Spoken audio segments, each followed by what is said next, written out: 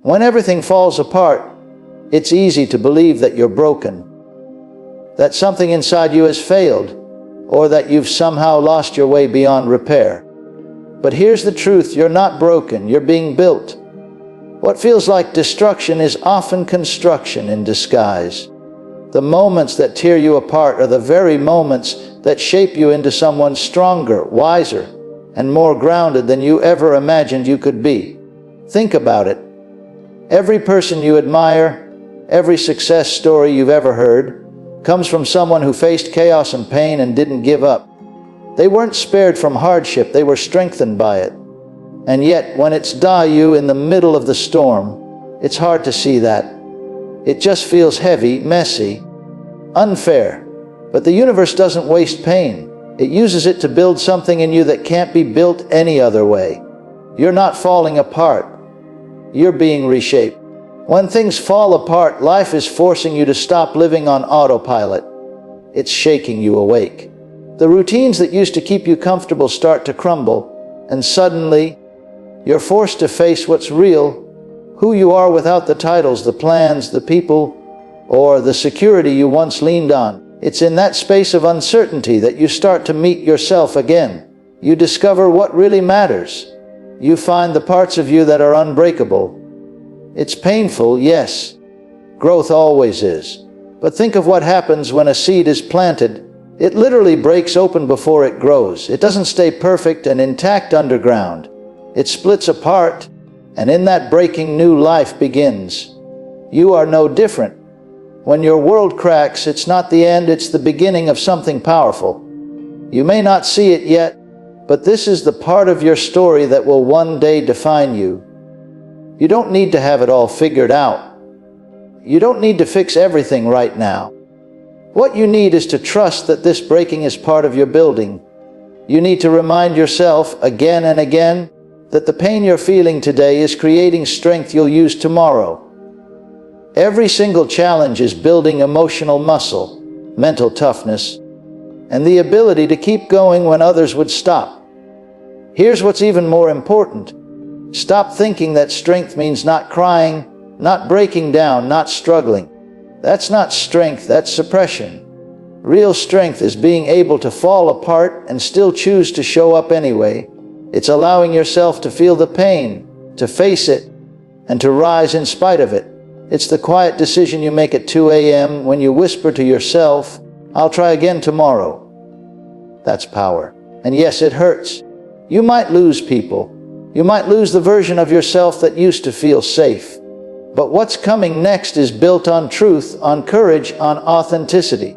You're learning that you can survive without everything you thought you needed, and that realization is freedom. So, the next time your world feels like it's collapsing, remember this is not the end. It's the renovation of your life. You are being stripped down so that something stronger, purer, and more aligned can rise from the rubble. You're not broken. You're being built. And one day you'll look back on this moment and realize that this was the chapter that made everything else possible.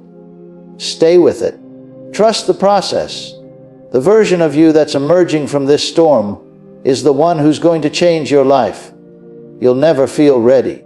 That's the truth no one wants to admit. We wait and wait, hoping for that magical moment when the fear disappears, when the doubt quiets down, and when everything finally feels right. But that moment never comes.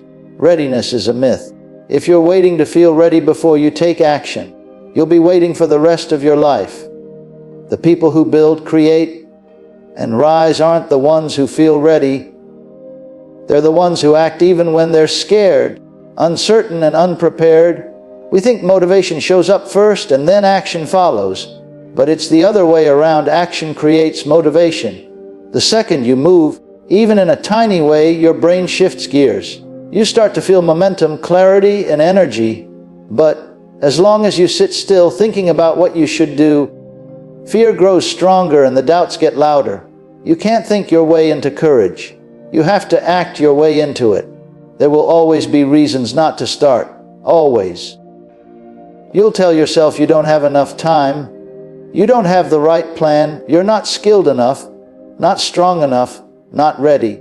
But that's fear wearing logic as a disguise. Fear sounds smart. It tells you to wait until you figured everything out. But deep down, you already know what you need to do. You just don't want to do it yet because it's uncomfortable. It's unfamiliar. And your brain hates discomfort. Here's what you need to understand. You don't have to be fearless to take action. You just have to be brave for 5 seconds. That's it. 5 seconds of courage can change everything. Because once you take that first small step, something shifts. You break the mental barrier that's been holding you back. You start proving to yourself that you can move forward, even when you don't have all the answers. And that proof builds confidence. Confidence doesn't come from having everything figured out. It comes from evidence. Every time you do something hard, every time you push through hesitation, you collect proof that you're capable. The more proof you build, the stronger your belief becomes. That's how people transform their lives. Not through massive leaps, but through consistent, small acts of courage taken before they feel ready. Stop waiting for permission. Stop waiting for the fear to go away. Stop waiting for the timing to be perfect. There's no such thing as the perfect time. There's only now. Every big moment of change, every turning point, starts the same way, with a decision. A decision to act even when it's terrifying. A decision to try even when failure is possible. A decision to trust yourself enough to take the next step. Think about all the times you've hesitated, and then later realized you should have started sooner. You already know what it feels like to wait too long. So what if this time you just didn't wait? What if this time you stopped overthinking, stopped second-guessing, and just moved? That's the power of doing instead of doubting. When you start, you learn. When you act, you grow. Even if you stumble, you're further than the person who's still stuck at the starting line. Every action, no matter how small, creates ripples. Those ripples become habits. And those habits become the foundation of your new life. So when you catch yourself saying, "I'm not ready," remind yourself, no one ever is. The people who succeed are the ones who show up anyway. You don't need to be fearless, you just need to be willing. Willing to take one step. Willing to face the discomfort. Willing to believe that you'll figure it out as you go. Because you will. You always do. The truth is, readiness isn't a feeling. It's a decision. You decide you're ready by starting. And once you start, everything begins to change. So stop waiting for the perfect moment. The moment is a now. Act first. Feel ready later. When your mind is spinning with fear, doubt, or hesitation, you can't think your way out of it. You can't reason with fear because it's not logical. It's emotional. That's why you can talk yourself in circles for hours, days, even years, and still end up in the same place, stuck and frustrated. What you need is a way to interrupt that spiral, to break the mental loop that keeps you frozen. And that's where the 5-second rule comes in. It sounds simple because it is. Count backward. 5, 4, 3, 2, 1, and move. It's not magic. It's neuroscience. Here's what happens. The moment you feel the hesitation, that split second before you talk yourself out of doing something, you start the countdown. By counting backward, you're forcing your brain to focus. You're shifting out of autopilot, out of fear mode, and into action mode. It's like flipping a switch. Your brain can't argue with you while it's counting. And when you hit one, you move. Before your excuses have a chance to show up. You might think, how can something so small make a difference? But the truth is, everything changes in those few seconds. Because hesitation is the death of progress. Every time you hesitate, your brain senses danger. It's wired to keep you safe, not successful. So it pulls you back with thoughts like, what if you fail? Or, what will people think? And once that loop starts, it's game over. The 5-second rule is how you beat that loop. It's how you override the system that's been holding you back. You don't need to feel confident. You don't need to be ready. You just need to count down and go. The beauty of this tool is that it works anywhere. When you're scared to speak up in a meeting, when you need to get out of bed in the morning, when you know you should send that message, take that chance, or start that project. The countdown snaps you out of overthinking and into doing. And every time you do it, you strengthen the connection between your thoughts and your actions. It's not about perfection. It's about momentum. You're training your brain to take action before fear takes over. The first few times it'll feel awkward. You'll question whether it's really helping. But then one day, you'll notice that you're not hesitating as much. You're not stuck in your head. You're just doing. That's because the 5-second rule is more than a trick. It's a habit builder. It teaches you how to trust yourself again, how to move even when your mind tries to stop you. Think about how many moments you've lost to hesitation. The times you wanted to say something but didn't. The times you wanted to start but waited. The opportunities that passed because you let fear talk you out of it. The 5-second rule gives you those moments back. It gives you control over your choices, your energy, and your time. Because you don't need to be fearless to move. You just need to outsmart the fear long enough to act. And yes, it will feel uncomfortable. Your brain will try to pull you back. That's normal. Fear doesn't disappear, you just learn to move with it. That's what courage really is. Not the absence of fear, but the decision to act anyway. When you use the 5-second rule, you're proving to yourself over and over that you can handle discomfort. You're building evidence that you're capable, and that evidence becomes confidence. It's not about doing something huge, it's about doing something small. Consistently. 5 seconds at a time. That's how you change your life. You start waking up earlier. You start speaking your truth. You start taking the first step toward that dream you've been postponing. And every time you count down and move, you're rewriting your story. You're choosing action over avoidance, growth over fear, and progress over perfection. So the next time you feel that hesitation creeping in, don't wait. Don't think. Just count 5, 4, 3, 2, 1 and go. Move toward the life you want before your mind convinces you to stay where you are. Because all it takes to change everything is 5 seconds of courage. Your emotions don't define you. They are not who you are. They're signals, not stop signs. But when life falls apart, emotions can feel like tidal waves. Fear, anger, sadness, confusion. They crash over you all at once. And it's easy to believe they're permanent. You start to think, this is who I am now. This pain, this anxiety, this darkness. But that's not true. Emotions are visitors. They show up, demand your attention, and then move on, if you let them. The problem is that most of us don't let them. We fight them, suppress them, or drown in them. You have to remember this. Just because you feel something doesn't mean it's a fact. Feeling lost doesn't mean you are lost. Feeling unworthy doesn't mean you don't matter. Feeling scared doesn't mean you can't handle it. Your emotions are feedback, not identity. They're the body's way of saying, hey, something here needs your attention. But they don't get to run the show, you do. Too often we let emotions drive our decisions. We cancel plans because of anxiety. We lash out because of anger. We quit because of fear, and afterward we regret it. Because deep down, you know that emotions pass. They always do. No emotion, no matter how intense, is permanent. Think about the last time you were furious. You probably thought you'd never calm down, but you did.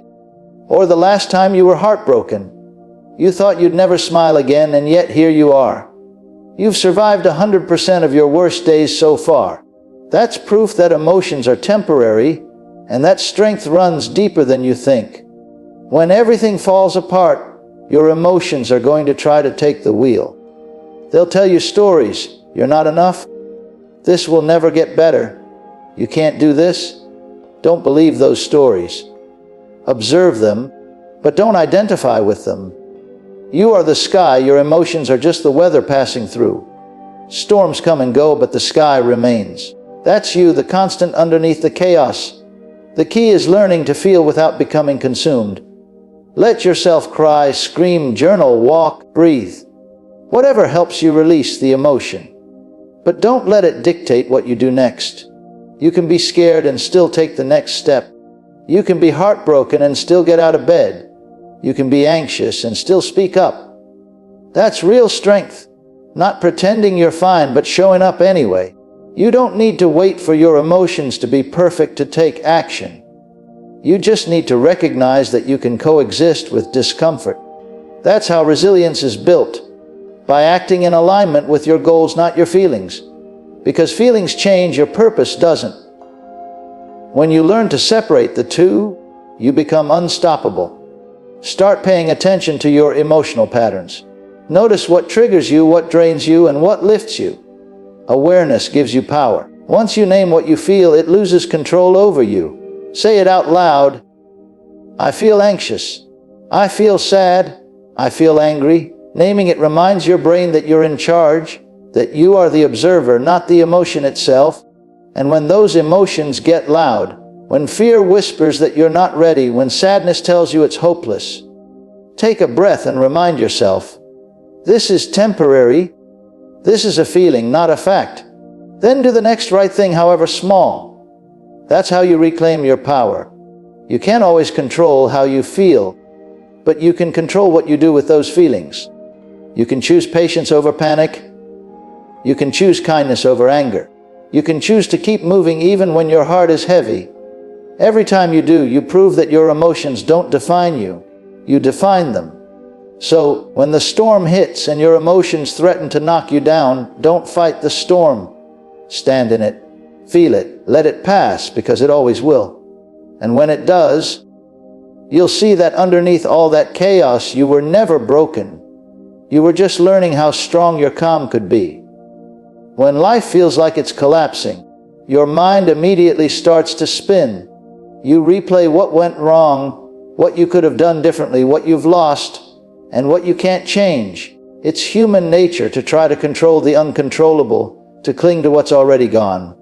But that's the trap. It drains your energy, your focus, and your hope. The truth is, you can't control everything. You can't control what people do, how they treat you, what happens in the world, or what's already broken. But you can always control one thing: what you do next. When everything falls apart, your power lies in where you place your attention. The more you focus on what's outside your control, the more powerless you feel. The more you focus on what's within your control, the stronger you become. It's a simple shift, but it changes everything. Because when you stop trying to fix what's gone, you free up energy to build what's next. It starts small. You can't control how someone hurt you, but you can control how long you let that pain define you. You can't control losing your job, but you can control how you show up the next day. You can't control the storm, but you can control how you navigate through it. That's not just survival, that's strength. Real power isn't about controlling everything. It's about controlling yourself when everything feels out of control. Every day, you have two choices: focus on what's gone wrong or focus on what you can do right now. The first choice keeps you stuck. The second one moves you forward, even if it's just an inch. You don't need to rebuild your whole life overnight. You just need to take one small step that's within your control. Wash the dishes. Go for a walk. Make that phone call. Send that email. Each small action is a declaration. I'm still here. I'm still trying. And that's how you take your power back. It's easy to fall into the why me mindset when things crumble. You ask, why did this happen? Why now? Why can't I catch a break? But those questions keep you focused on the past, on what you can't change. The better question is, what can I do about it? That question shifts your attention from helplessness to action. It reminds you that you still have agency, even when life feels chaotic. Let's be honest, it's not easy. There will be days when you feel like you can't do anything. Days when it all feels unfair. But that's when this truth matters most. Your strength grows every time you focus on what you can control and let go of what you can't. You'll start to notice that the more you practice this, the calmer you become. You stop reacting to every storm and instead, you learn to stand steady in the middle of it. When you focus on what you can control, you also rebuild trust with yourself. You stop waiting for external validation or rescue. You realize that no matter what happens, you can count on yourself to take the next step. That kind of confidence doesn't come from luck. It comes from choosing your focus moment by moment. So, when the world feels heavy, pause and ask yourself, what's mine to carry and what's not? Then drop what's not. You don't need to fix everything. You just need to handle what's in front of you. That's enough. That's how you start to rebuild, by managing the small things that are still within your reach. Because here's the truth. The things you can't control may shake you, but they don't define you. What defines you is how you respond, how you rise, how you keep moving forward, even when everything around you feels uncertain. The moment you shift your focus from what's lost to what's possible, you stop being a victim of your circumstances and start being the author of your comeback. And that's where your power lies, not in controlling the chaos, but in mastering your response to it. When you do that, you stop surviving and start rebuilding. One choice, one moment, one controlled action at a time. Strength isn't about never falling. It's about getting back up over and over again, no matter how many times life knocks you down. Staying strong when everything falls apart isn't about pretending you're fine or pretending you don't hurt. It's about making a choice. A raw, honest, courageous choice. To rise again even when every part of you wants to give up. The truth is, you don't rise once and stay there forever. You rise 100 times, in 100 different ways, through every heartbreak, every failure, every disappointment. There's this illusion that strong people don't struggle. Fear whispers that you're not ready when sadness tells you it's hopeless. Take a breath and remind yourself, this is temporary. This is a feeling, not a fact. Then do the next right thing, however small. That's how you reclaim your power. You can't always control how you feel, but you can control what you do with those feelings. You can choose patience over panic. You can choose kindness over anger.